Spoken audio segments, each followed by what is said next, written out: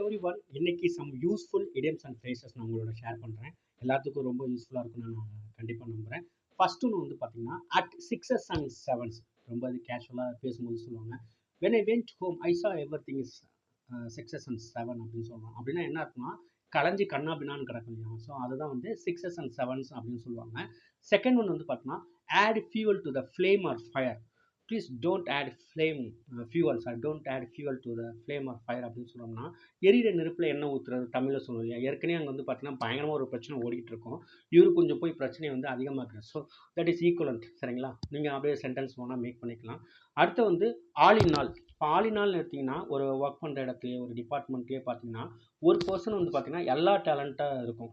இப்போ சினிமா இண்டஸ்ட்ரியே எடுத்திங்கன்னா he is a writer, he is an editor, he is a choreographer, he is a director, அது மாதிரி musician, பயங்கரமாக எல்லாமே ஆல் இன் ஆல். ஸோ அப்போ சொல்லுவாங்க he is the person all in all in our company அப்படின்னு சொல்கிறான்னு வச்சுக்கோங்களேன். So every work இல்லைனா every contribution he does the company அப்படின்னு சொல்லலாம். நெக்ஸ்ட்டு அடுத்து வந்து பார்த்தீங்கன்னா above board.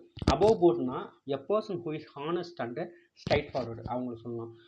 he is known for his above board characteristics இல்லைனா அபோவ் போர்டு கண்டக்ட்.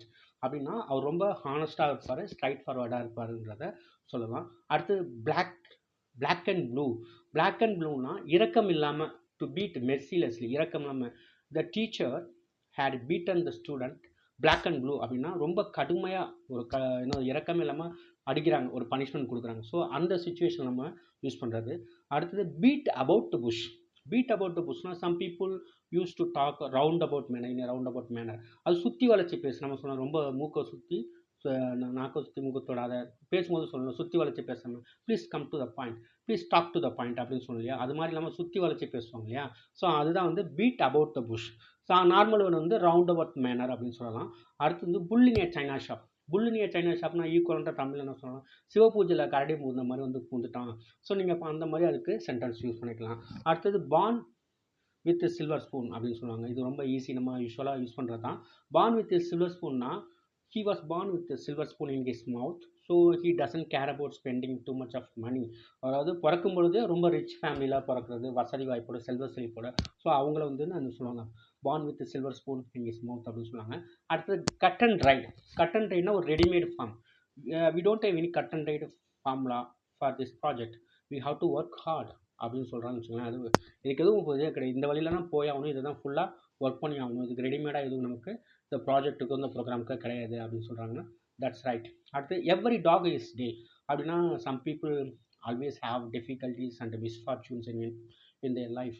அப்போ என்ன சொல்லாங்கன்னா உங்களுக்கு ஒரு காலம் வரும்னு சொல்லுவாங்க. Yeah, so that is called every dog is day. உனக்கு ஒரு காலம் வரும். Don't worry about all these things because every dog is day அப்படின்னு நம்ம சொல்லலாம் அந்த இடத்துல. சரிங்களா?